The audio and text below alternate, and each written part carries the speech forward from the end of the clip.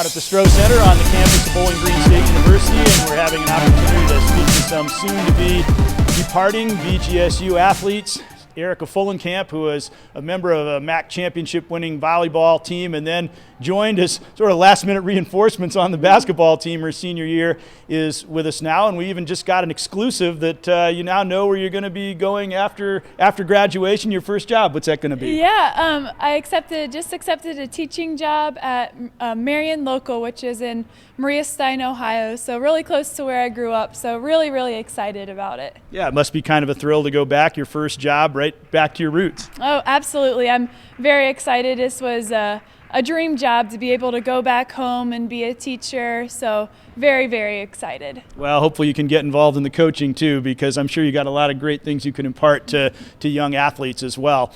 Talk about your time at BGSU. Really, primarily, you were a volleyball player and had a great career at Bowling Green, and even was part of a team that won a MAC championship, as I mentioned before. What are some of your recollections about your time playing on the volleyball team?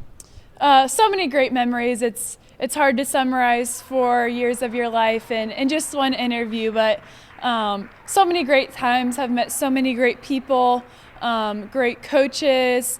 I really couldn't have asked for more in my 4 years at Bowling Green playing volleyball. Mm-hmm. Let's talk about the championship. I'll pick one thing for you that I'm sure you have recollections of. I remember talking to one of your teammates. It was the year after you won the championship, and I was saying, oh, you lost the first two sets in that championship match, and saying, well, in the locker room were you confident you could come back and really felt like we're still in this and we can still do it, et cetera? And she said, no, not really. But you did it anyway. What's your recollection of that? Is that the case where you just sort of overcame whatever difficulty you had early on and did it without really thinking about it beforehand? That was kind of the story of our season that year. For some reason, we always like to lose those first two games and then come back and win the next three. So when you're in a pressure situation like a MAC championship, it's hard to think that you would be able to come back in a situation like that. But that was the story of our season. We were a lot of fighters on the team that year, and when our backs were against the wall, we loved to fight back. We fought till the end. So even though we didn't think we were going to win, that was kind of our story, and we never thought that we couldn't do it. Mm-hmm. And you had a long stretch of games where you did just that. That was not the first time that had happened. Did that sort of help you, do you think, go out there and realize that it won't take just a miracle? We've done this before. We can do it again? Oh, absolutely. We were very mentally strong that season. It was just a refusal to lose. And after we got that first set, so we lost the first two, then the next one coming out of the locker room, winning that first set, I think from there, everyone's confidence just went up so much, and we can do this. So we went 1 point at a time, one game at a time, and kind of focused on the process and eventually pulled out a championship. It's great that you could do that. You were a sophomore at the time.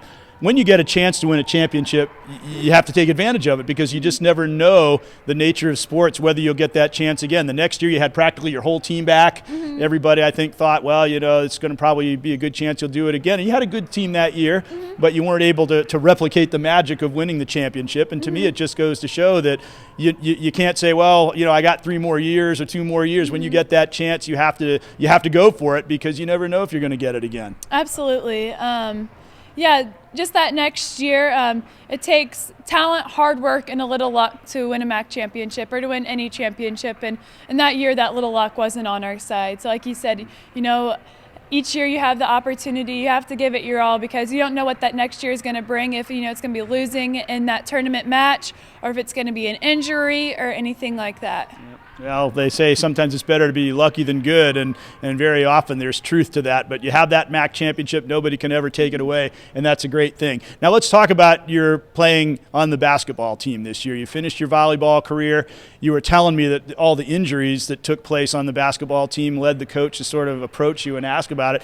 Did you have any thought about wanting to play another sport? Is it something that had occurred to you before, or was it just something that came about because of necessity?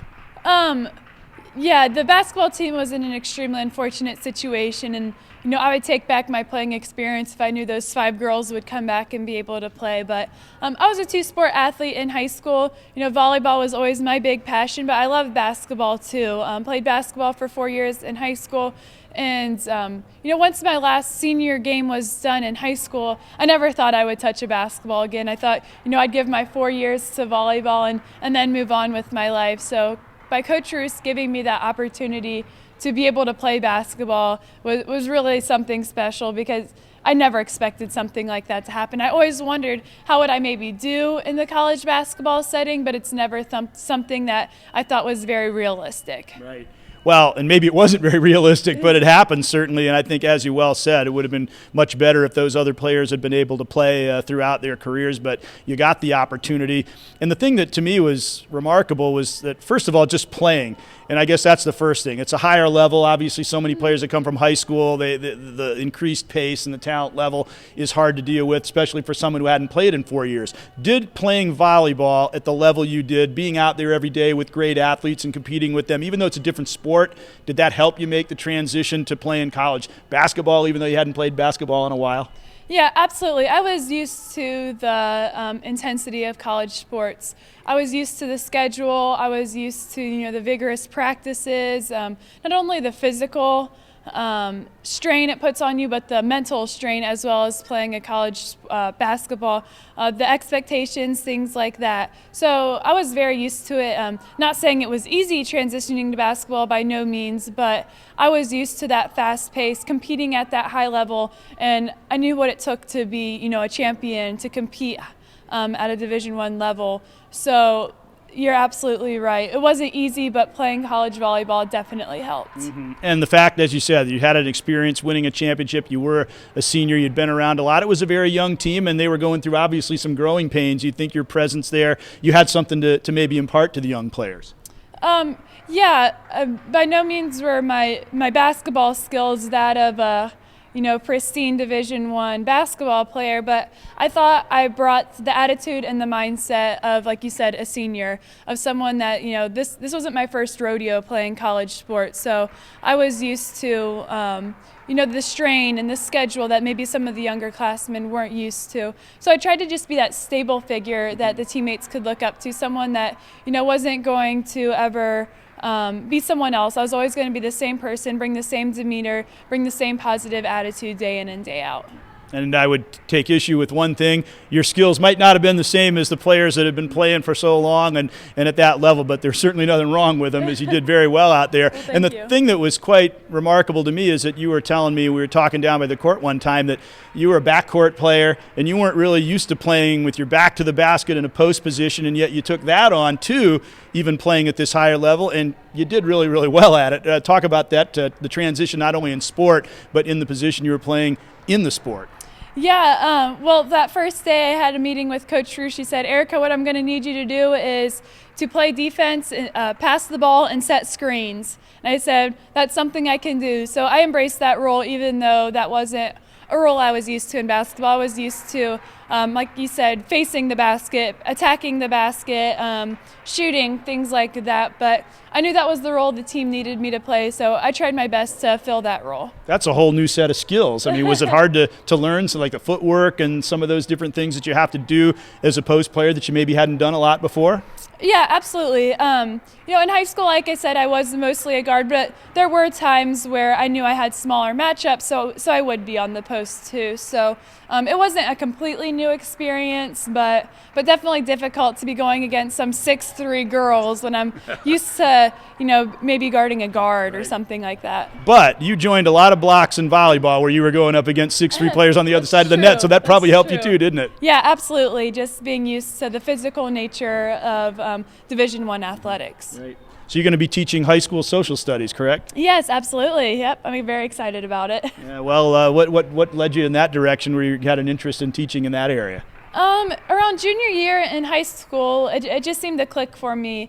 I was in the National Honor Society. I spent time tutoring younger kids. I really enjoyed that, but I knew I would enjoy more kind of working with older students, being more involved in like the higher order thinking, more of like the difficult skill sets, having those higher level conversations, discussions, things like that. So that's really what drew me to social studies too, how it's so applicable to many different things that the students are going to be facing in the future.